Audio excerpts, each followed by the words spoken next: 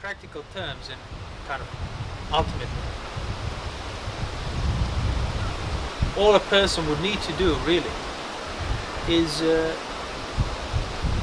keep an eye on their own intentions, motivations, what makes them act, because that's what determines wholesome and unwholesome, and then how wholesome or how unwholesome it can be. And that's something you cannot not be aware of. Hence mindfulness is something you can't have too much of, as the Buddha would describe.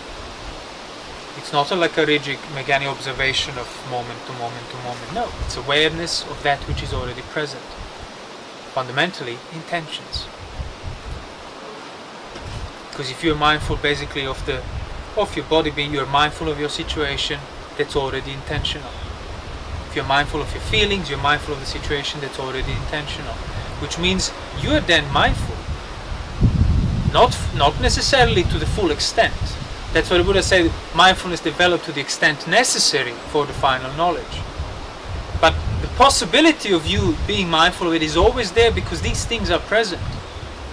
So that means you can actually then discern the background of whatever your situation is, which is already, that background is part of it. You can then discern the subtler motivation behind your actions.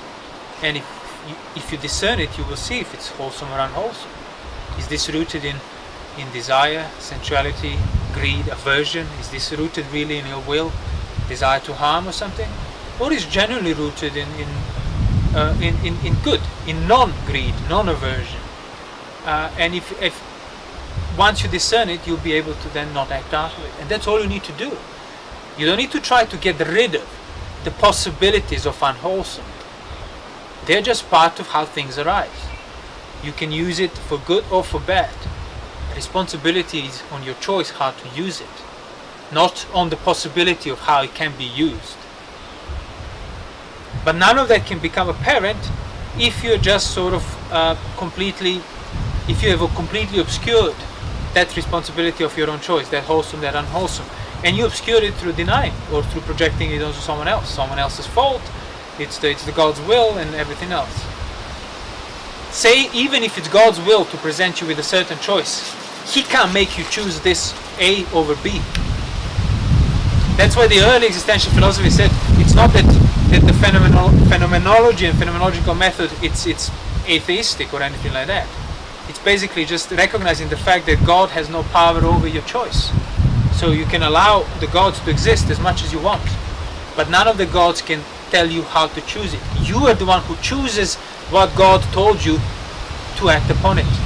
Which means whether things come your way out of complete circumstance, randomness, accident, God's will, previous action, previous karma and vipaka and whatever else, makes no difference because you presently are responsible for choosing how to act upon it. Oh, this is because of sorry, I've done this because of that. No, because you done that because you chose this to be the reason for it.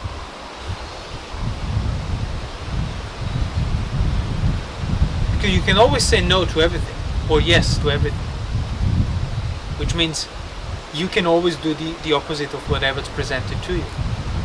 It means the choice is always on you. That's why the whole definition in the philosophy was basically man is condemned to be free. But you cannot not choose. Like sometimes people think if I abstain from choice, I didn't choose. But abstaining from choice, it's another choice. You just chose that. And that's why the Buddha said being means exactly this basically. Beings are bound with their actions. They cannot escape it. As in abstaining from your action becomes an action for you. So the only way to escape the action is to truly first accept it and then see the degree of your responsibility in it and stop maintaining that.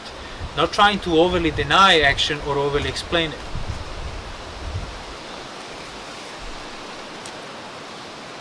Sorry, just resting this ball. So in practical terms, if people want to meditate and practice correctly in this manner, always keep a corner of your eye at the back of your mind basically where your intentions are. And before you do something, check with yourself why are you doing it? Why do you want to do it? You always get an answer. It might take a time to cut through all that, like layers of cover-ups, but it's there. Yeah, you know the truth. Yeah, you know the truth. As we were discussing before, the simile I was telling you, well, the example, it wasn't really the simile, but like say you're somebody who is on a oh, that's a beautiful eagle.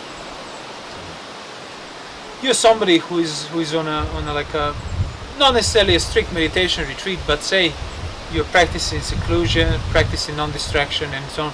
And then you have a thought that arises, oh, I want to go to the library in the monastery, and now to get some sutta books so I can read and study harder.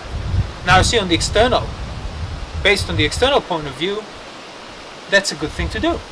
Reading suttas, enriching the basis of your knowledge, contemplation, and so on. But that's not the point of view that matters. It's the internal point of view that matters for whoever practices it. So what you should want to do, not like try to justify your impending action based on the external acceptance of it or denial of it. You want to justify it or not based on the internal reasoning. So if you start looking at it, why do I really want to go to the library and take these books right now? Wait for a while, because probably you're not going to get the answer immediately. But you can then see that, oh, actually, I want to go because I hope there'll be some people there and I'll end up being distracted. I'll end up talking to somebody because I feel a bit, well, a pressure of doing nothing, being alone. So going into the group of people can alleviate that pressure.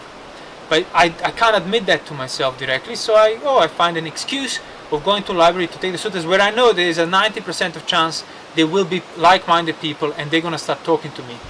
But that's the whole point. Then I won't feel responsible for choosing to distract myself because, well, they started talking to me. It would have been rude to just remain silent. But you fail to see that you already decided to talk to them by making yourself liable to that possibility of going in the environment where there's a good likelihood of people distracting you from your own basically self-awareness and solitude and so on. So now you can say, oh, so I'll never go to a library again. Well, that's also impossible. That's also overdoing it. No, go to the library, but for the right reasons. There might be a genuine need to go to a library, but it was the unwholesome part of your mind that made it into the unwholesome, rooted it in unwholesome desire. Because yes, certain things you can abandon straight away. Engagement in sensuality, sexuality, lying, stealing, you abandon that. There is no wholesome way of doing that. But as the Buddha pointed out, there are things such as eating food. You can't stop that because you die. But if you eat it carelessly, if you're not aware of your reasons behind eating the food, if you don't keep those reasons present and clear, if you don't develop clarity in regard to them, inevitably you're gonna eat out of greed and out of sensuality, out of enjoyment for taste, not need for the nutriments. And that's something you have to responsibly maintain each time you eat the food. And that's the whole point of that contemplation. I will eat for the sake of health and sustenance of the body, strength so that I can continue practicing. I will not eat for beautification, I will not eat for sensual enjoyment, I will not eat for taste. But that's not something that's always written, like decided for you. That's something that you choose to decide every time you go to eat food. So in this particular instance, all you need to do is be careless of you eating the food and immediately become sensual. If you're not careless, it doesn't go into sensuality. But people, that's harder to maintain. So it's much easier to then just say, I'll not eat food, or I'll only eat food that I hate, and so on. That doesn't matter. You're still going to eat for unwholesome reasons then. Because the unwholesomeness of eating food for unwholesome reasons, it's not in the food. It's in your carelessness. So in the example of going to the library, no. You can still go to the library if you really need to get the suttas or other books that might help you contemplate further. But then you do it very, very carefully. Go to the hours when you know there won't be people. If there are people, avoid looking at them. If you have to look at them, avoid talking to them, even at the sake of being rude. And that's how you know you will not give rise to the unwholesome. But if you just say, I'll never step outside of my house, I'm going to be locked in this cell for 3 months, I will not talk to anybody ever again, you're just obscuring the problem. You're not going to see where the line of your responsibility is. Why? Because you're denying the whole thing. That's why the Buddha did make actually it's an offense to engage in a practice of silence, not talking to anybody ever again, because there were like those ascetics, the Brahmins, they would just refuse to speak for the rest of their life and say, well, it's misguided.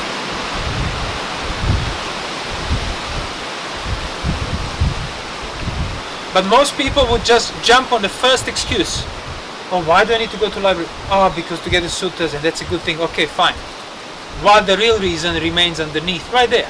But they refuse to look at it, because then it will fill you with guilt, anxiety, sense of responsibility, which is already a burden.